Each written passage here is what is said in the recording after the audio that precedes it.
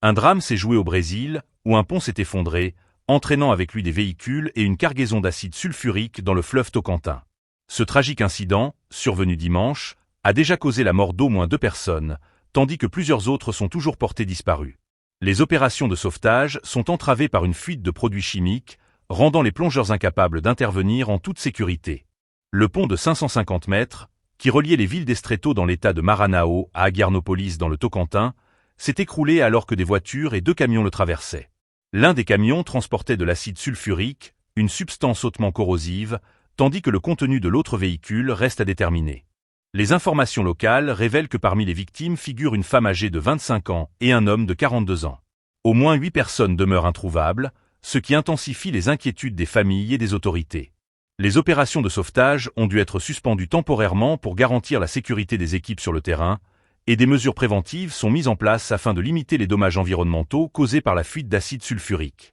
À la tombée de la nuit, les sauveteurs ont repris les recherches, mais cette fois-ci, ils ont opté pour des bateaux au lieu des plongeurs du corps des pompiers militaires. Les autorités suivent de près la situation, mettant la sécurité des personnes impliquées en priorité.